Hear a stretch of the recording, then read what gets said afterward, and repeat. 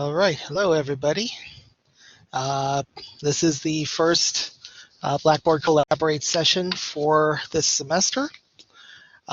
Just real quick here, a couple of things I want to clarify about these sessions. One is that they are not going to be mandatory for you to attend. You don't have to attend every single one of them to have a good grade. You just need to attend them as you can. Okay, I've already had a number of people sending me emails and telling me that they have scheduling conflicts with work or other possible conflicts for these sessions. So just to clarify here, you do not need to attend if you have a conflict. Okay, with that being said, let's go ahead and talk briefly over what we're doing today. First off, I'm making sure who's here so that I can mark you as having attended the class in the course census, which I have to do in a couple weeks. So let's see. Bear with me. I'm trying to do a couple things here at once. Let's see.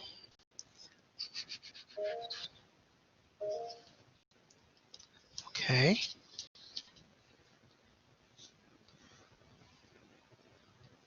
Yeah, feel free to use that raise hand function if you want to get my attention, if you want to mention anything, if you have a question.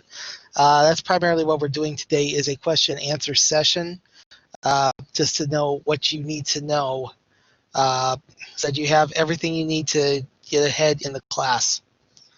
All right, so if anybody has a question to start things off, I have the slides up for the week here so that we can refer back and forth to them. And let's just go ahead and chug away here. Anybody wants to start, you can feel free to go ahead.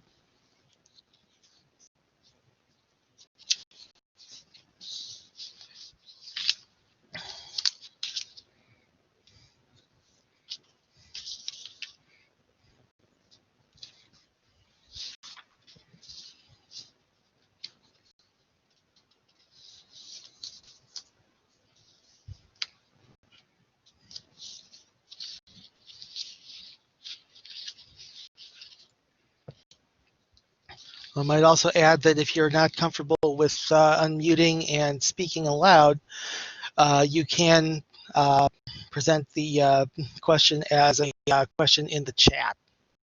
I have opened up the chat room so you can post something if something comes to mind.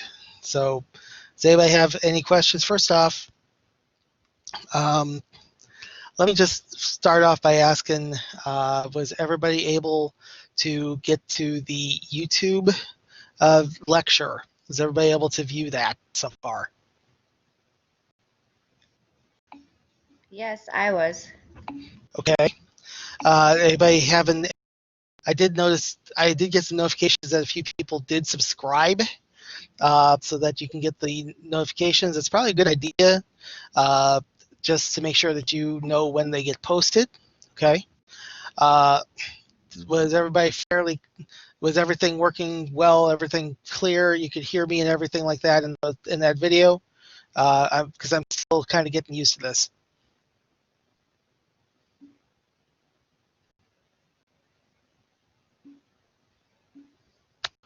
Okay, I'm getting a lot of yeses in the chat. That's a good thing. All right, so yeah, that's my daughter's Jigglypuff that you saw in the background.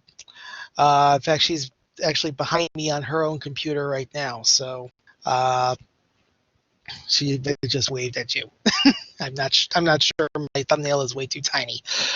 So anyway, so yeah, the main thing I wanted to get at also, there's been maybe a little bit of confusion as far as what the icebreaker entails. So let me just get to that slide and talk over what the icebreaker essay involves. So let me get to that. 14, there we go. Okay, so first off, I want to make sure that we understand that the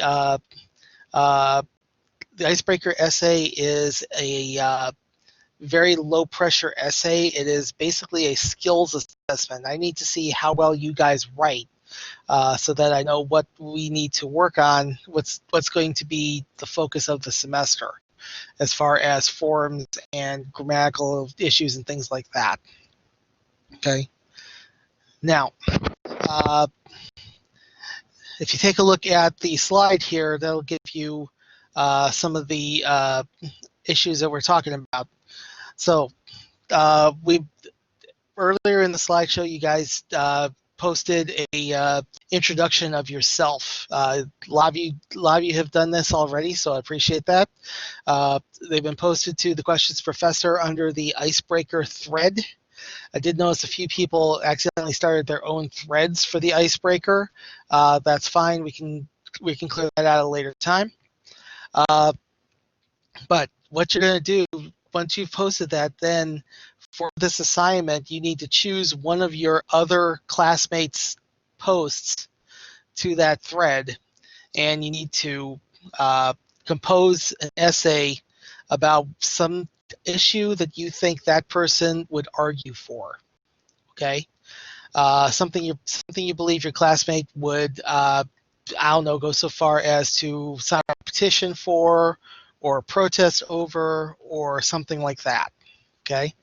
Now, again, the trick is that you cannot ask that classmate about their opinions of anything. You have to derive it solely from what they posted to the icebreaker thread. Okay. So you're mainly going to be speculating based on their interests, what kind of things they would advocate for. And again, as the slide says, primary purpose of the assignment is so that I can get a rough idea of how you in order to know what to focus on as we go along in the semester. Okay, so again, no minimum length to this essay. Try to be as much as possible write in a formal style. I will say I've received about 8 of them so far. A lot of people are adhering to this. Some people made them especially short, which is okay. Some people did interesting things that looked like they're web derived. I did find emojis at one point, so those don't really go with a formalized essay, but they give me an idea of what we're working with. Okay. All right. So that's one concern I want to talk about. Another concern that I wanted to address was involving MindTap. We get back to the slide where I mentioned MindTap. Okay, there it is. Okay. The MindTap access. I have had word from a couple of people who the system asked them for codes. Okay. And the problem being that the people that were asked for codes are on the Included program, which was supposed to take care of those codes. Now, I will let you know that I've sent an email to our IT person from Cengage in regards to this. But I have yet to hear back from her, which honestly is kind of par for the course for them, because I sent tech questions last semester to them, and if they did reply to me, they replied to me with one sentence basically telling me I was dumb. Okay, so I'm not anticipating too much help here, unfortunately, but I will keep trying. All right, so just really briefly here, as an overview, in case you haven't seen the video yet, for those of you who haven't seen the lecture video, although hopefully all of you have. The slideshow is basically all about the class introduction, elements from the syllabus. So this is all of your materials, required texts, that sort of thing. Again, internet access is a must because we're doing online. That you guys are doing. I just want to try to explain a little bit more in depth. Okay. The analysis essay. What this is going to be is you're going to be writing for a college scholarship. Just to give you a heads up, we're going to be having you look for college scholarships that require an essay as part of the application process, and you're going to write an analysis essay to meet that requirement. So basically, you're going to have to work with whatever topic they want you to work with. Okay. The visual literacy assignment, that's going to be the team blog. I will honestly say this is one of the assignments that people have the most fun with. And we have a tendency to find some rather interesting topics that come up. Some of them better than others. I will say I had one year where I had a team submit a blog that was entirely athletic shoes, which is kind of defeating the purpose, but at the same time, hey, whatever floats your boat. So you're going to create the blog as a team.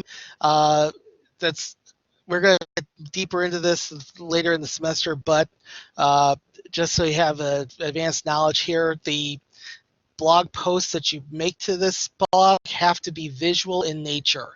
That is, say that they have to include some visual element along with the text that you are writing about it.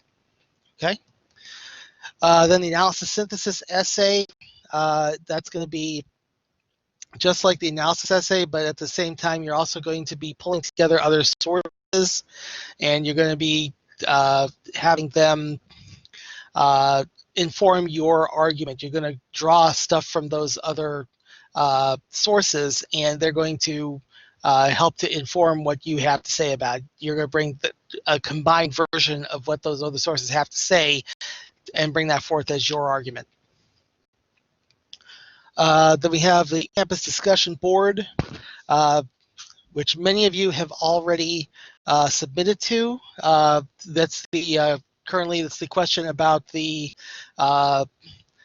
British exams. Okay, and a lot of you have been very opinionated about that, which is good.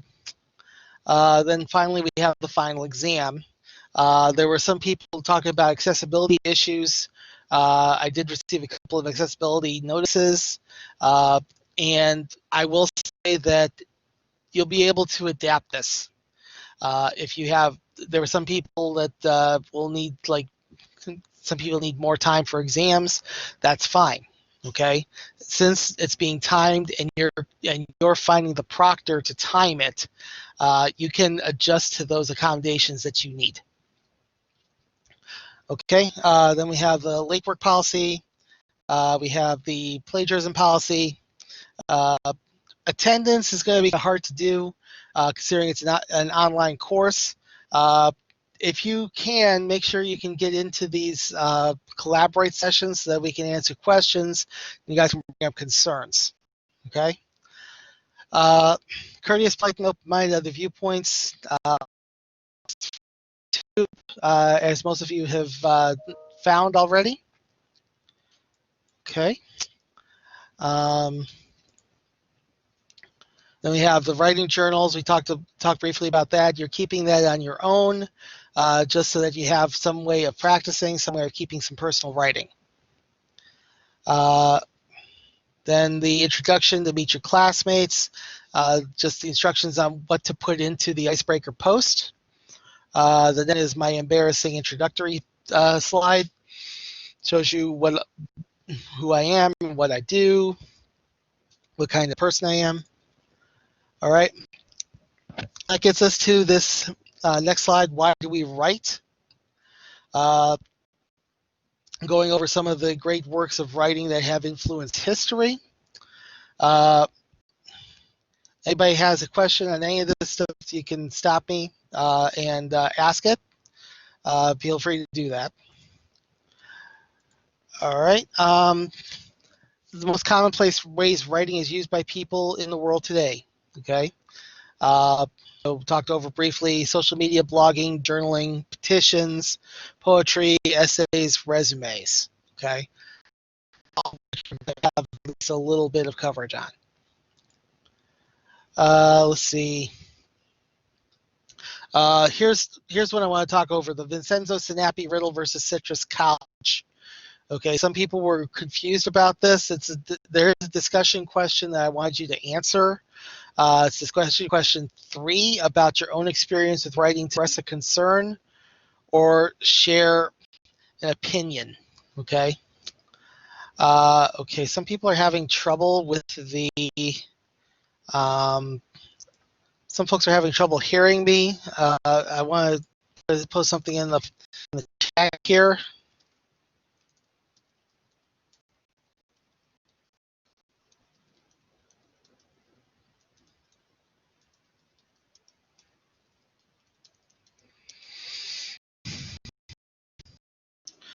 All right.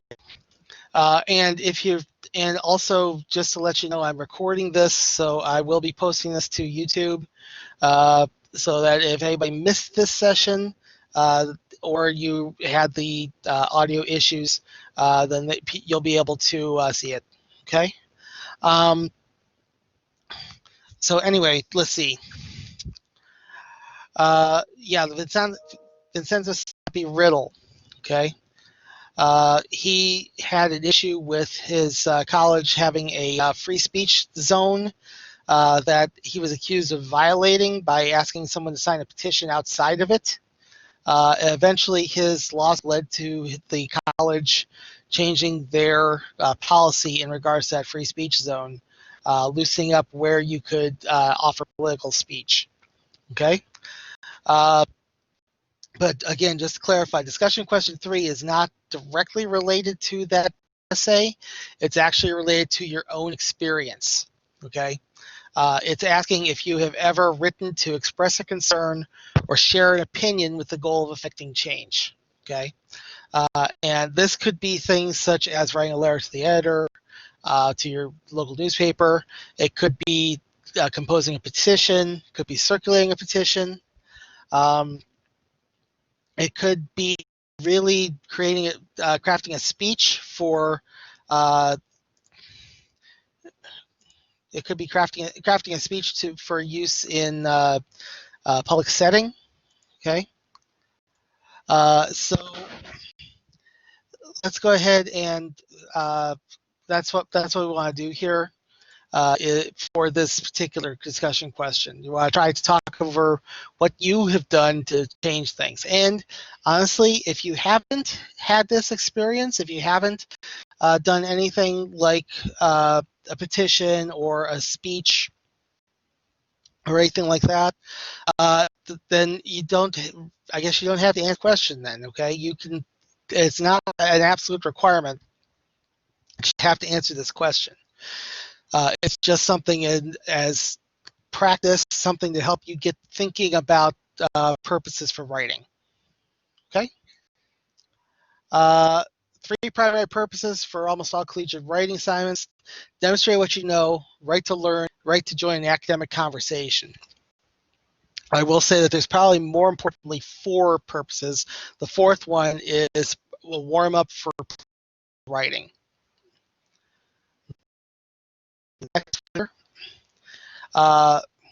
Stuff that you would write in the professional world, in the workplace. Things would be reports, presentations, evaluations. And then I went over briefly a few professions that are writing heavy by nature: law, politics, education. I will say another one is social work. If anyone here is planning on becoming a social worker, they are also writing intensive, whether it is for journals, for professional writing, manuals, whatever. All right. So then we have writing as a citizen. This is when we're talking about affecting change. Petitions, op-eds, letters to the editor, presentations before deliberating bodies such as school boards, city councils, that sort of thing. And then writing to understand ourselves. Okay. Writing reflectively, where we attempt to find meaning in our experiences and our feelings. Just let me really brief you here.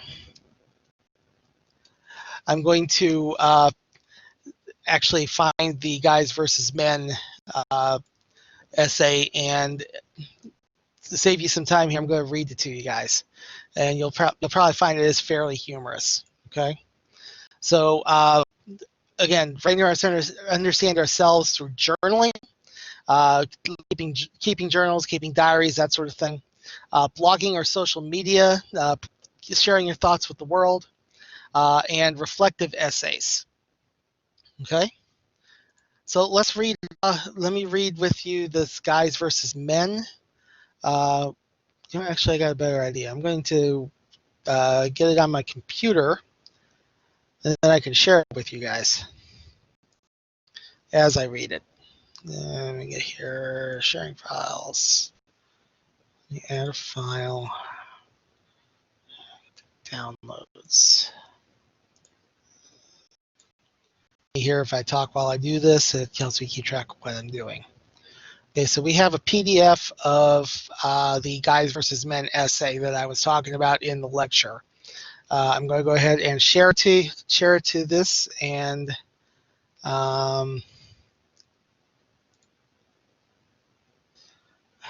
come back here. Still learning how this works. Okay. All right, so here we go. It's kind of small, so I'm going to try to help you guys out here. I'm going to read it from my actual PDF. Okay. So the top of this is a brief introduction to who Dave Barry is, and after that horizon line there, the actual essay starts. Here's what it says. This is a book about guys. It's not a book about men. There are already way too many books about men, and most of them are way too serious. Men itself is a serious word, not to mention manhood and manly. Such words make being male sound like a very important activity, as opposed to what it primarily consists of, namely possessing a set of minor and frequently unreliable organs. But men tend to attach great significance to manhood.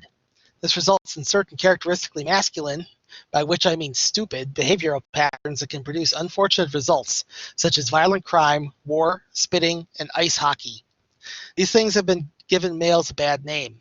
And the men's movement, which is supposed to bring out the more positive aspects of manliness, seems to be densely populated with loons and goobers. So I'm not saying that there's another way to look at males. Not as macho dominators, not as sensitive, liberated, hugging drummers, but as guys. And what exactly do I mean by guys? I don't know. I haven't thought that much about it. One of the major characteristics of guyhood is that we guys don't spend a lot of time pondering our deep innermost feelings. There is a serious question in my mind about whether guys actually have deep innermost feelings, unless you count, for example, loyalty to the Detroit Tigers or fear of bridal showers. But although I can't define exactly what it means to be a guy, I can describe certain guy characteristics, such as guys like neat stuff. By neat, I mean mechanical and unnecessarily complex. I'll give you an example. Right now, I'm typing these words on an extremely powerful computer. It's the latest in a line of maybe 10 computers I've owned, each one more powerful than the last. My computer is chock full of RAM and ROM and bytes and megahertzes and various other items that enable it to kick data processing butt. It is probably capable of surviving the entire U.S. air defense apparatus while simultaneously processing the tax return of every resident of Ohio. I use it mainly to write a newspaper column. This is an activity wherein I sit and stare at the screen for maybe 10 minutes, then using only my 4 fingers, slowly type something like, Henry Kissinger looks like a big wart. I stare at this for another 10 minutes, have an inspiration that amplified the original thought. Henry Kissinger looks like a big fat wart. Then I stare at that for another 10 minutes, pondering whether I should try to work in the concept of hairy. This is absurdly simple work for my computer. It sits there, humming impatiently, bored to death, passing the time between keystrokes via brain teaser activities, such as developing a unified field theory of the universe and translating the complete works of Shakespeare into rap. In other words, this computer is absurdly overqualified to work for me. Yet I will buy an even more powerful one. I won't be able to stop myself. I'm a guy.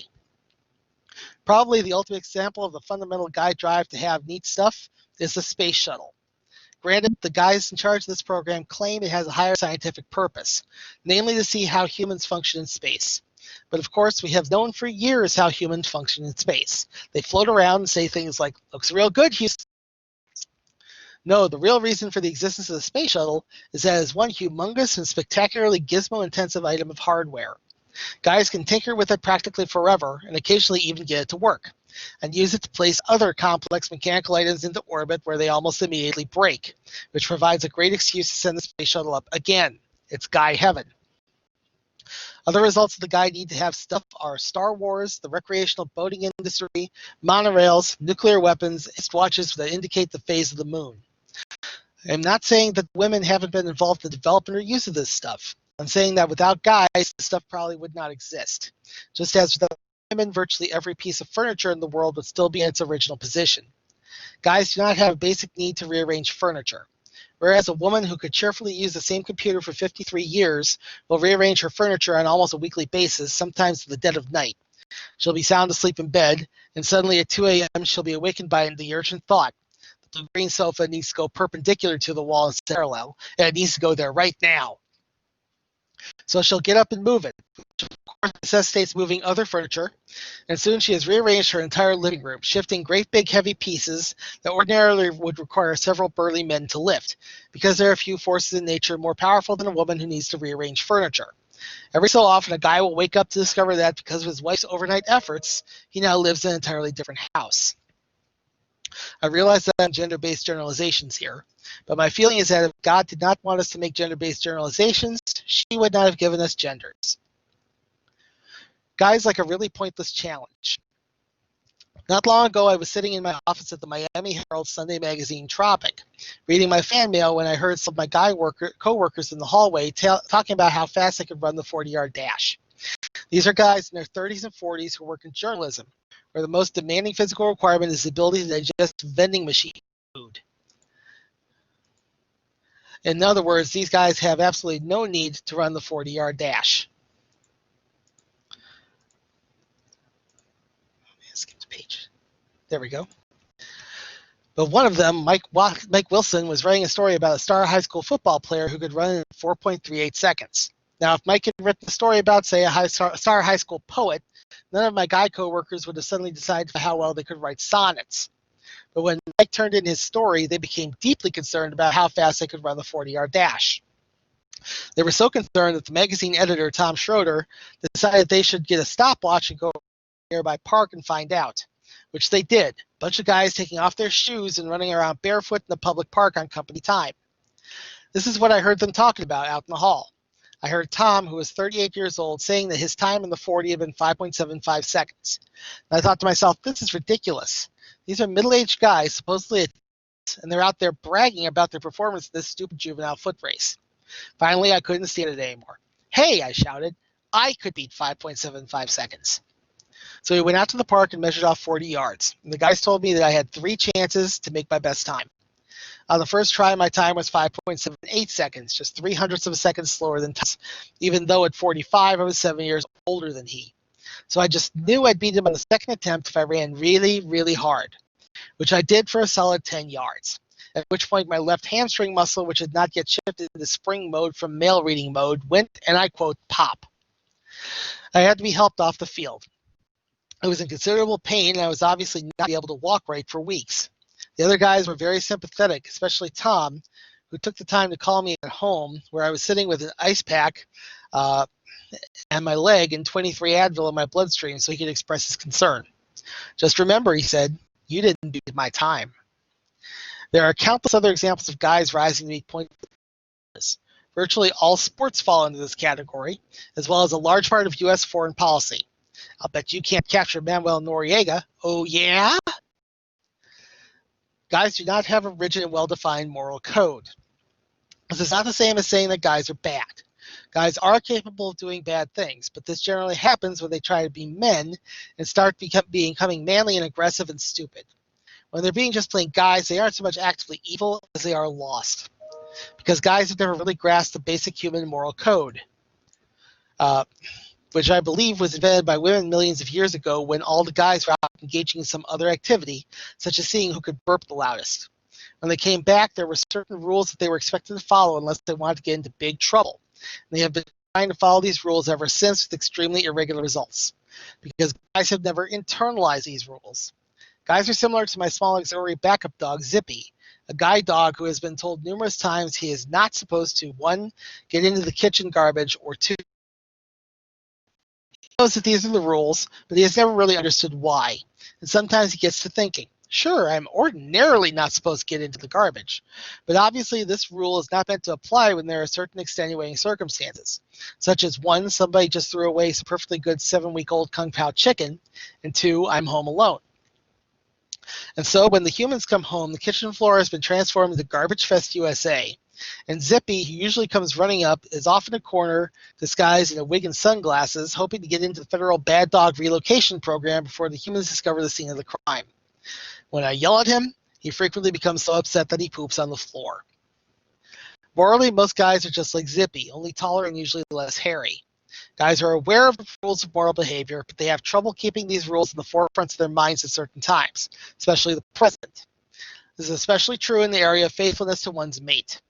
I realize, of course, that there are countless examples of guys being faithful to their mates to die, usually as a result of being eaten by their mates immediately following copulation. Guys outside of the spider community, however, do not have a terrific record of faithfulness. I'm not saying guys are scum. I'm saying that many guys who consider themselves to be committed to their marriages will stray if they are confronted with overwhelming temptation, defined as virtually any temptation. Okay, so maybe I am saying guys are scum. They're not mean-spirited scum. And few of them, even when they are out of town on business trips from their wives and have a clear-cut opportunity, will poop on the floor. All right. So that's the Dave Barry essay that I mentioned in the lecture, and it's also mentioned in the slides. Okay. So with that being said, we've just gone through all the slides here. Now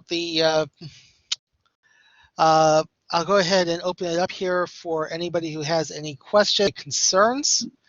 Go ahead and raise your hand. I'll recognize you, and you can bring up whatever your question is.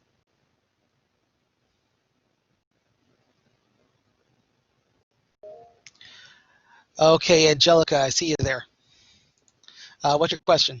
My question is about the calendar that's on the Blackboard. There was like 2 versions of the assignment calendar. All right, let me take a look at this here. The assignment calendar. Okay. Yeah. Okay. Those are there because that's actually a link that I don't use. Okay. The way that they have us set up these classes is they send us a template, and we're supposed to alter it however we want. I will say the assignment calendar is not one that I use. I'm not going to actually ask you to use it. As far as the calendar I want you to use, the calendar I'm using is the one based in the syllabus. The very last page of the syllabus, which gives you the dates that we're going to be doing the individual units. Does that answer your question? Yes, and I'll go and check it, but does it have specific dates? Is it more like week-based or unit-based? It's week-to-week based. If you're looking for due dates for those major assignments, the due dates for those assignments is basically, in general, it's going to be either the last week of a unit or the first week of the following unit. As far as the bind tasks go, those do not have a set deadline, just as long as you can complete all of them by the last day of the semester, which is December 4th. Same thing with the discussion boards. You have until December 4th to make sure you have responses to every weekly response to it. Okay? Okay, awesome. So the writing assignments and essays are mainly the ones that have definite dates that you'll give us. Yes. Okay. No problem. All right. All right. So next question. Anybody have any more questions?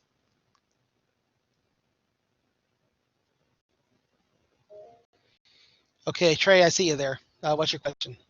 Are we gonna get like assigned teams for like our team project, or are we gonna pick those out like ourselves? You guys are going to make the teams yourselves. We're gonna cover that next week. Okay. But you guys are going to be forming your own teams. Make sure you are able to get communication with each other fairly consistently, whether it's through Blackboard, social media, texting, email, however you guys want to do it, as long as you guys can keep contact and work together. One thing I should also note that these are the teams you're going to keep not only for the team project for the blog. It's also going to be your workshop groups when we get into the assignments themselves, when you're getting feedback on your drafts. These groups are going to be your workshop groups. Okay, and how many people is it per group? It should be 3 to 5 people. Anything bigger is going to be too unwieldy. Anything less than 3 is going to be not enough viewpoints. All right, but All right.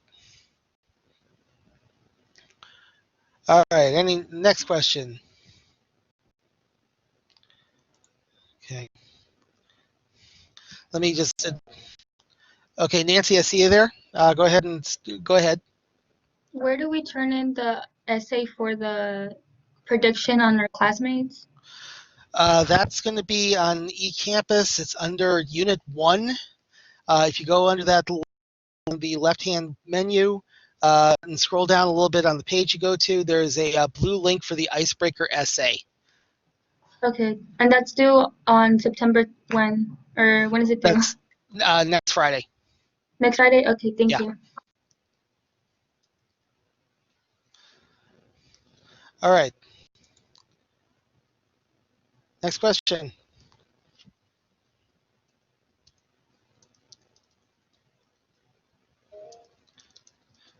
Okay, Fernando, I do see you there. What's your question? Yeah, I joined in a little bit late today. Oh, wait, can you hear me? Yeah, I can hear you. All right. Fernando, you there? I think you just cut out. Oh, yeah, sorry. No problem. These are recorded, right? Yeah, I'm recording. I'm recording this session. I'm going to post it to YouTube. Later tonight, I'm going to be working. Later on tonight, I'm going to be working on the next week's lecture. I'll probably be uploading at the same time, so it should be up before the end of the week. All right, appreciate it. No problem.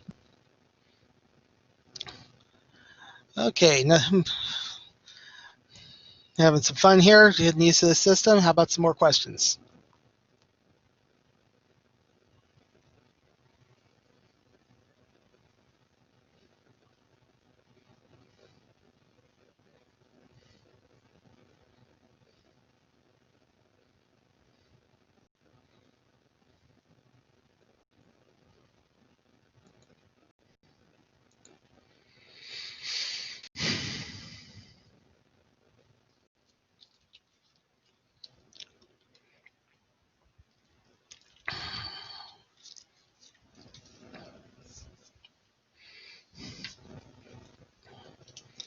While I'm waiting here, just to let you know again, I'm making sure that everybody recorded here is going to be recorded as having attended the class at least once, for purposes of the class census. So let me just make sure I get everybody noted down here that's here. Give me so many pages worth of class listings. And that's the wrong thing. Okay. No wonder I'm having trouble. Okay. There it is. Okay.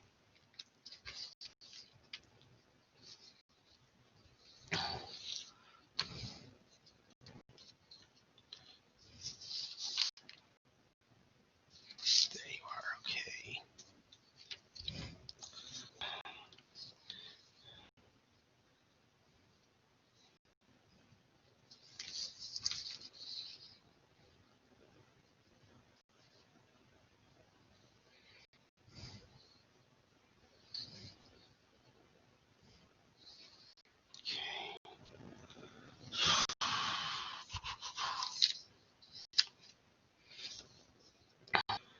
Okay, just to make sure uh, that all the sections are represented by at least one person here. If you could raise your hands if you're in section 23.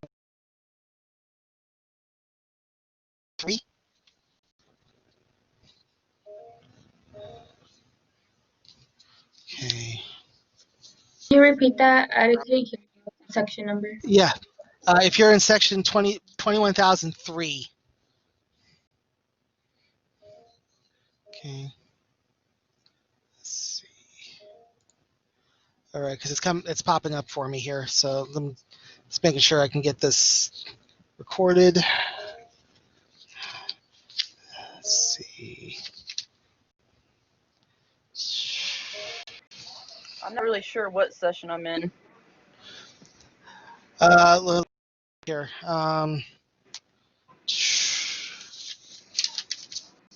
Yeah, it's kind of hard because they put 3 sections into a single class, into a single site for me. Just try to. It's supposed to be for my ease of reference. Mhm. But sometimes it winds up being more of a pain. Let's see. Oh, gotcha. Solis. There we go. Segura. There we are. Pereira, Flores Gutierrez, Zarate, Roberts, Izagir. Okay. All right. So that's 21,003. How about next section, 21013? Oh, Hands here. quick question. How do you check? If you don't mind me asking, I'm sorry. It should be listed on your schedule. It should be listed actually on eCampus. If you look at the name of the course, it should be formatted something similar to 2020 FA English 1301 dash, and then the next 5 digits are your section number.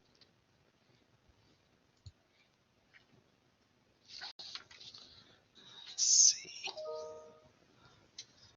Okay, so Kenya, I got you.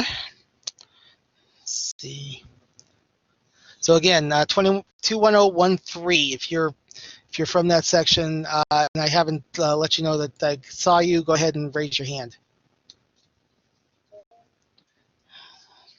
Santos. There we go. Okay, and some folks I already heard from. I had a couple people who emailed me and said they couldn't make the session. So if you have that kind of trouble, feel free to go ahead and send me an email, drop me a message, let me know what's going on.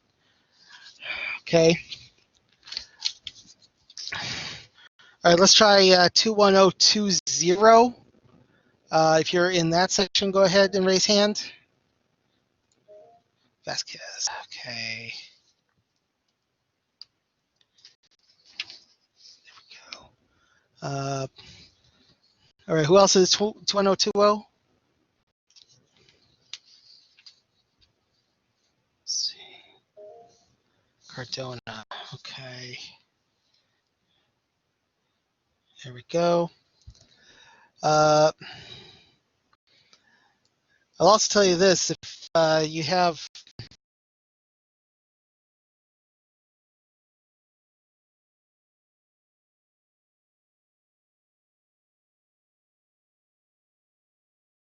groups and doing and thank you, Trey.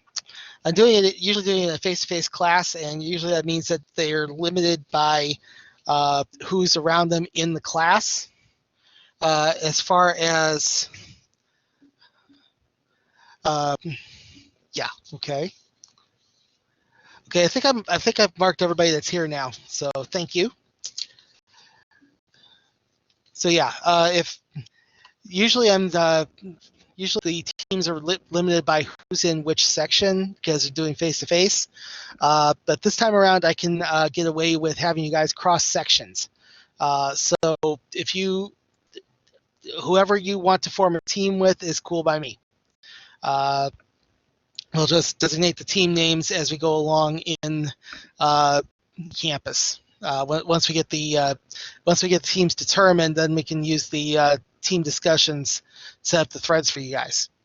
Okay.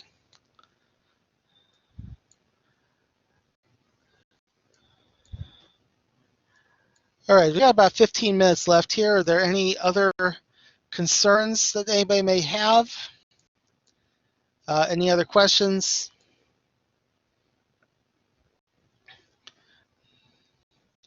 To put it like an old high school chemistry teacher I used to have, you saw end the class by asking if anybody had comments, questions, criticisms, or complaints.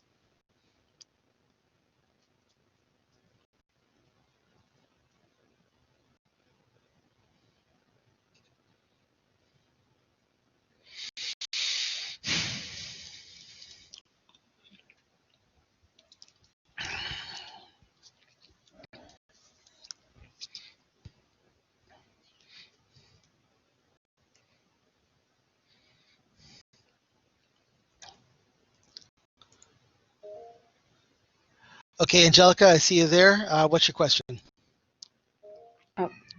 Sorry, about the journal that you said, that's just for our personal use, correct? Yeah, that's correct. I really have no way of checking.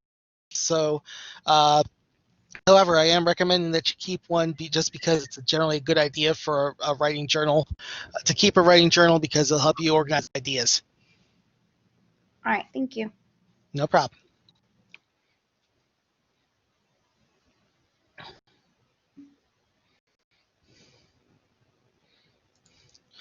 Someone's asking about the sweatshirt. Yes, nothing too informal for me. Let me first preface it by that.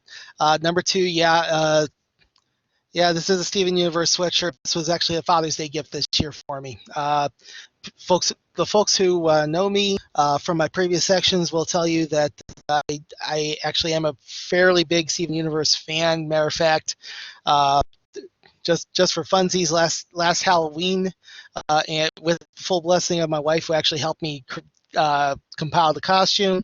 Last Halloween, I dressed up as Rose Quartz.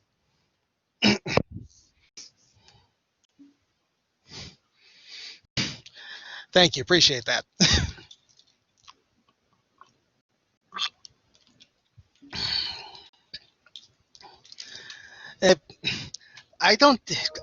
I posted pictures basically to a Steven Universe the Facebook group. That was the only place I put photos of it. I'm just kind of hanging on to those close to the chest. But I will say that the costume consisted of a dress that my wife freehand sewed for me, and a pink cosplay wig that I found at a con in Shreveport.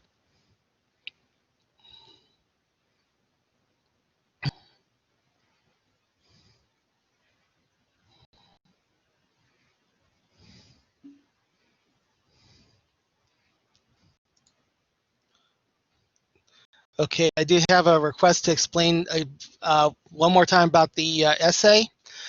Okay, so the essay about the classmate, the icebreaker essay. Let me go to that slide one more time, just to make sure I'm clear on this. All right, so we have the icebreaker posts on the discussion board under question of the professor. What you're going to be doing is getting one of those student profiles. Doesn't matter whose, as long as it's not yours. Okay, use one of those profiles, and what you're going to write about is a cause that you think that particular classmate would argue for or protest for. Okay, thing that you think they feel strongly enough about to do that. There's no limits or requirements really for this essay. It's mainly so that I can find out how you write, so that I know what we have to focus on in the class. Okay? So it's really low pressure. Matter of fact, I'll share a little secret about it. Very much, if you turn it in, you full score, because it's only worth 10 points. So all you need to do is write something together. This also gets you used to turning it in on eCampus. When you go to turn it in, you're going to be turning it in under the Unit 1 tab. You're going to follow the link to follow the link on there to the icebreaker essay. Easy to see because it's in blue. And once there, then you can attach your file. and submit it. And it'll be turned in. Okay.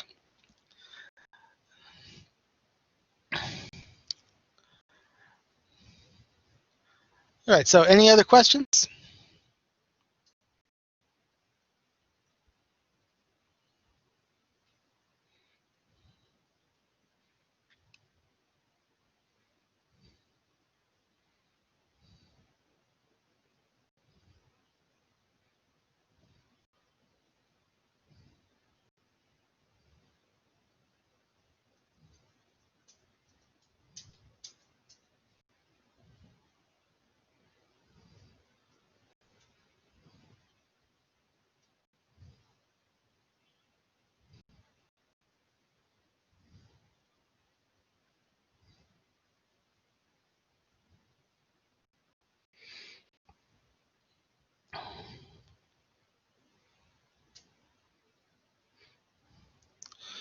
All right, then. So we're gonna end this at about 1:55 here. If we give us a little bit of wiggle room here, just so you know what we're going to be doing for next week. The lecture is going to be starting to get into the 10 core concepts that Yagelski is talking about in the textbook. So we're going to go through some of those concepts. Also, I believe next week is also when we're going to be setting up the teams. If it's not next week, then it's the week after. Okay. Just so what to anticipate coming up. As far as if you're wondering about the discussion questions, usually I don't compose those until late the week before they get posted. Gives me enough time to evaluate what's going on in current events and what I can use. I really don't want to do anything too controversial as that discussion question. I consciously try to avoid politics, even though it's more and more unavoidable. But I do consciously try to avoid having any discussions about politics because that turns into a quagmire. So we'll have another discussion question coming up next week. Also the lecture about first the 10 core concepts.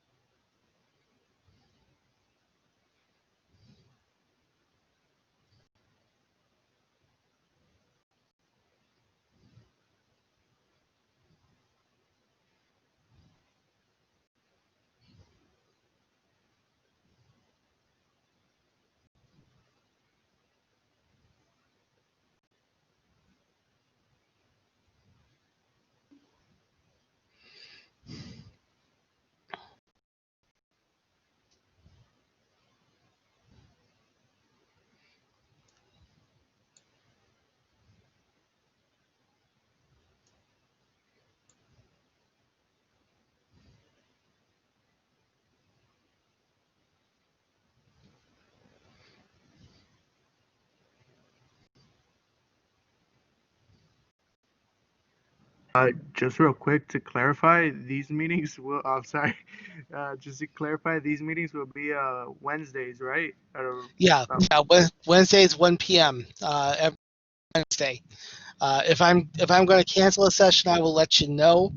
I will give you a heads up. Most likely, there will probably not be a session Thanksgiving week. All right.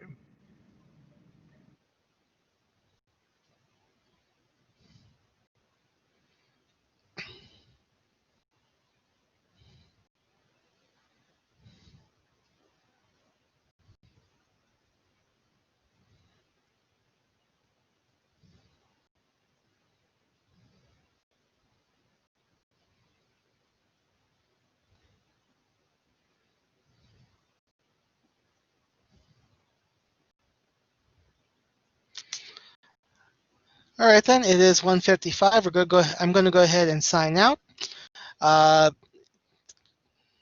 me just say thank you very much for attending, all of you that are here, and I hope to see many of you next week.